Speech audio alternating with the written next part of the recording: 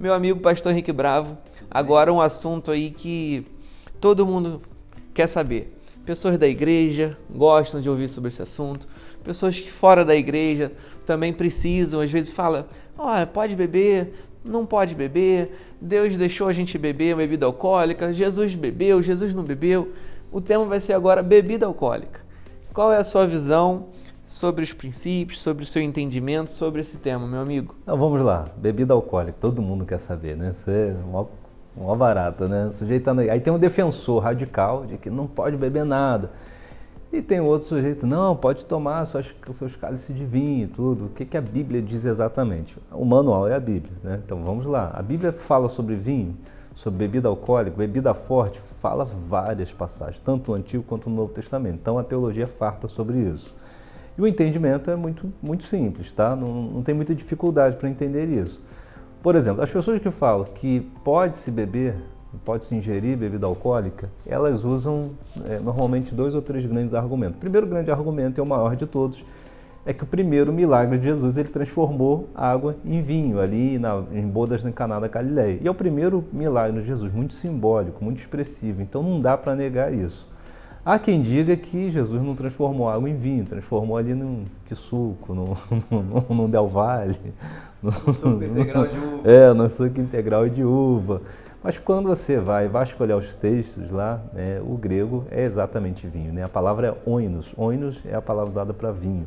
E ela vai ser repetida em todo o Novo Testamento. Por exemplo, aquela passagem quando diz assim, não vos embriagueis com vinho, que é a contenda, mas enchei-vos do Espírito, a palavra oinos. É a mesma de João 2. Então, é vinho mesmo, né? Vinho, bebida alcoólica. Puxa, mas Jesus transformou assim? Ali tinha toda uma conotação espiritual, enfim, o símbolo da alegria. A Bíblia mostra o vinho como símbolo da alegria e por aí vai. Uma outra coisa que as pessoas utilizam para defender é quando Paulo recomenda a Timóteo que ele tomasse um pouco de vinho por causa dos seus problemas no estômago. Então, uma recomendação. Só que ali é meio que uma recomendação médica, né? Era meio como se fosse um remédio da época, não se tinha muito conhecimento. Então ele entendia que aquilo dali seria bom para o estômago, não é uma recomendação de, vai lá, toma um vinhozinho ali no bar ali que você vai curar o teu problema. Não é isso, tá? É questão médica mesmo. Então, pode ou não pode? Nesse sentido, você não vai encontrar proibições para a ingestão do vinho. A pessoa não é obrigada pela Bíblia a ser abstêmia de forma completa a todas as pessoas. Você não tem essa condição, então não dá para criar uma regra onde não existe, tá? Então, esse é o primeiro ponto. Porém, há uma teologia contrária também, de alerta. Isso também é muito farto na Bíblia. Você vai encontrar vários alertas. Por exemplo, Provérbios vai falar sobre a pessoa que bebe e tal e perde suas riquezas, né? Isaías vai falar daqueles que ficam tomando bebida alcoólica desde a manhã. Paulo vai falar da obra da carne, uma delas é bebedice, o sujeito que é o bebum mesmo, né? O viciado em bebida alcoólica. O curioso é que, por exemplo, vamos pensar sobre a obra da carne. Nós não temos uma palavra que fale, por exemplo, glutonaria. Vou citar um caso curioso, glutonaria. Você vai ler, poxa, mas eu acho que eu li ali glutonaria. Sim, tem 4 passagens no Novo Testamento que falam glutonaria. Só que essas 4 passagens, se você perceber, são de versões bíblicas mais antigas. As novas, se você pegar a King James nova, né? A Almeida atualizada, se você pegar qualquer nova versão, ela já não tem mais a palavra glutonaria. Está ali a palavra orgia, né? Que, é bem diferente, orgia de glutonaria. Mas por quê? Porque ali a palavra era uma espécie de uma festa pagã que existia, tá? Era exatamente isso. Aí, só que para explicar isso, como é que você explica uma palavra, né? É uma festa pagã que tinha de tudo, comida, bebida, né? Entre outras coisas e tal, e a pessoa saía dali muito mal. Então, Paulo ele usa essa expressão, Jesus usa essa expressão, né? Que era uma festa frequente, né? Cuidado com esse tipo de coisa. Quem participa desses eventos não vai herdar o reino dos céus. O que seria um correlativo para nós hoje é uma espécie de sujeito que caiu na gandaia no carnaval. É mais ou menos isso. Agora, você imagina, carnaval. Como é que você explica para uma pessoa o que é passar a folia inteira, todas as coisas que envolvem o carnaval, para alguém 1000 anos de diferença? Difícil, né? Para a gente, a palavra carnaval está imbuída de muitas coisas ali atrás.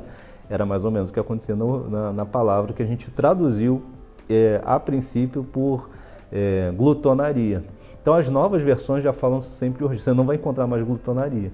Aí tu, poxa, mas então comer demais não é pecado? Depende, você comer um pouquinho mais não tem uma proibição. O pecado é a compulsão, só que a compulsão por qualquer coisa está errado. Tudo na Bíblia que for compulsivo, qualquer coisa que você faça demais é errado. Aí você começa a ser dominado por aquilo.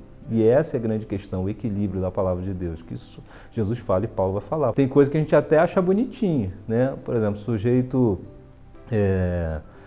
sujeito se demanda demais no ministério, esquece a família. Isso é um perigo, é um ativismo religioso. O sujeito que ele come demais, aí sim, glutonaria, mas pela compulsão, nesse sentido.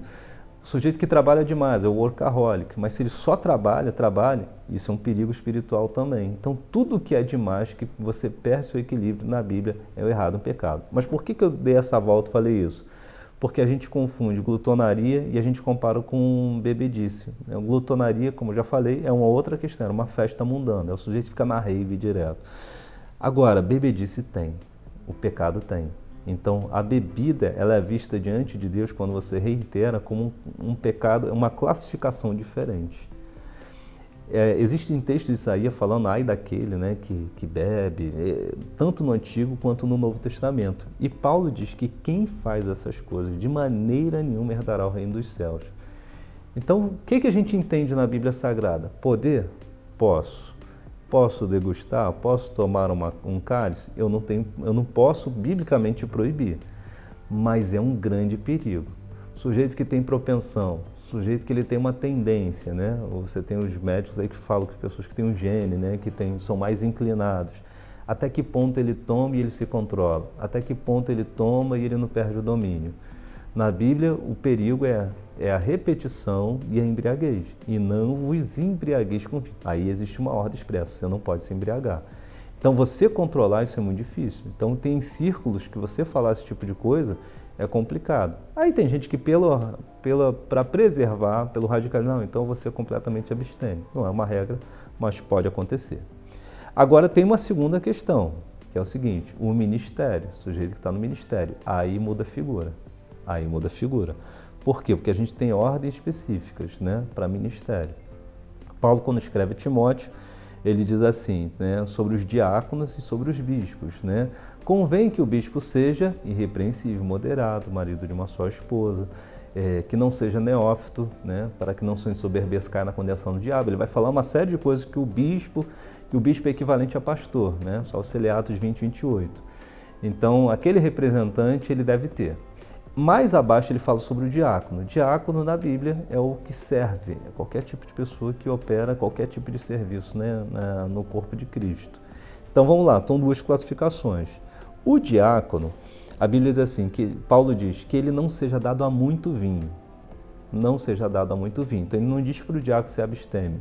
O sujeito que serve só tem que controlar. Controle mais o seu vinho. Cuidado, você não é um sujeito que tem que estar toda hora bebendo e tal. Cuidado. Agora, no bispo ele diz assim, que não seja dado ao vinho. Se o sujeito ele quer subir um patamar ministerial, a recomendação é corta. Agora, por que faz isso, né? Se Jesus multiplicou, eu entendo ali, Paulo não diz o porquê, né? Mas eu entendo que ele vai na linha do moderado ali. Se o sujeito é um exemplo, se ele é um bispo, ele é um pastor, ele tem uma representatividade, então é uma forma de você prevenir, por exemplo, escândalos, não tomar uma atitude equivocada. Então Paulo vinha com muito zelo, né? A figura do homem de Deus, né? Da pessoa que rege, de quem está por cima. Esse texto é curioso, meu amigo Marcos, por quê? É uma coisa que me fez repensar muito, me debruçar nesse texto. Paulo ele vai falar, se eu não me engano, 14 ou 15 qualidades, por exemplo, para o pastor, para o bispo, né? Como eu disse aqui, moderado, não dado ao vinho, né? Bom testemunho, hospitaleiro. Aí ele só tem, dessas 15, 14 são questões morais e uma é técnica. Ele diz assim, apto para ensinar. E nós vemos por aí por fora, né? Isso aí eu vejo a igreja de modo geral, né? Conhecendo um monte de gente ao longo do tempo. O sujeito falar bem, tem uma aptidão, vamos promover essa pessoa, essa daqui tem uma vocação, levanta ela. Só que na Bíblia é completamente contrário. Não tem nada a ver dele falar bem ou não. Isso daí é uma das questões. Primeiro é a moral dele. O reino é espiritual. Não é uma competência técnica. Senão daqui a pouco a gente está contratando. Deixa eu ver aqui, fazer um contrato aqui para um pregador. E não é isso. É diferente. Então, por essas questões, que o vinho, né, que a bebida alcoólica para essas pessoas deve-se tomar um cuidado maior. Ela tem que ficar um zelo muito maior. Hoje eu tenho um zelo muito grande com esse tipo de coisa. Perfeito. Eu posso falar, assim, experiência própria também.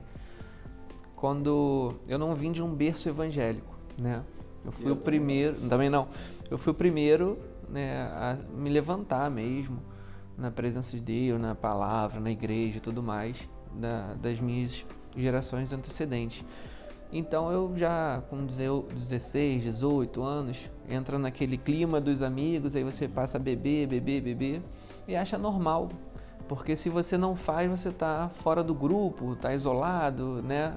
Aquela situação que os próprios amigos criam para incluir todos na bebida. Sendo que eu acabei indo bebendo, só que eu tive uma resistência para sair. Porque eu já tinha criado um hábito de sair com os amigos, de beber e tudo mais. E para você tirar é difícil, não é fácil, né?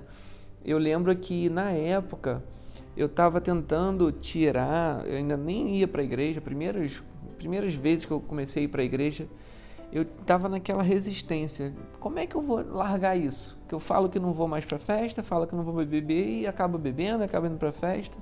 E tinha aquela resistência, você via que era espiritual também, né? Não era só você falar, quero parar de beber hoje, marcar o horário e acabou. Não, tinha sempre uma luta para você tirar isso da sua vida. E foi interessante que foi uma experiência que eu não acreditava, mas o Espírito Santo fez em mim. Uma vez, mais um dia comum, eu peguei um copo para beber uma bebida alcoólica e me veio uma ânsia de vômito. Eu falei, o que está acontecendo? O meu braço, a minha carne, estava pronta para beber e queria beber. Só que o meu espírito, ele já estava sendo liberto por Jesus, pelo Espírito Santo.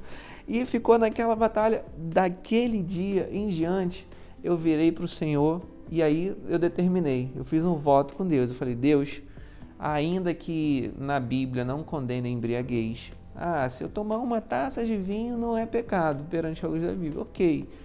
Não estava no ministério pastoral, nada disso. Como ovelha mesmo, eu falei, aquele momento ali eu fiz um voto com Deus. Eu falei, Deus, a partir de hoje, para o resto da minha vida, não quero botar e não vou botar nenhuma gota de álcool sequer. Marcos, mas você fez isso e foi muito radical.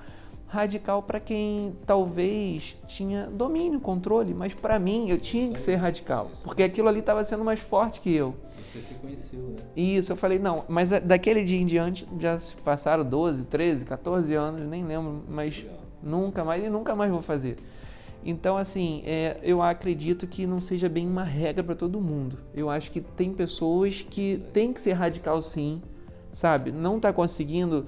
e está te fazendo mal e está perdendo o controle, faz um voto com Deus, sabe? Sai disso, corre disso, porque querendo ou não, você vai numa tacinha, aí daqui a pouco, à noite mais uma tacinha, aí você já perde controle, vai chamando outro, aí briga com a esposa, aí maltrata os filhos, aí perde o controle.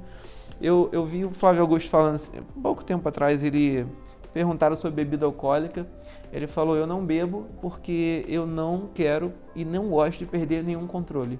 Eu quero estar sã em todas as decisões que eu for tomar. É uma atitude sábia, né? Porque de fato a bebida ela vai te tirar o controle. Ela vai começar a te alfinetar para você perder o seu controle em si. Qual é o episódio, o momento da Bíblia que você gostaria de ter presenciado com seus olhos naturais? Você está ali naquele momento.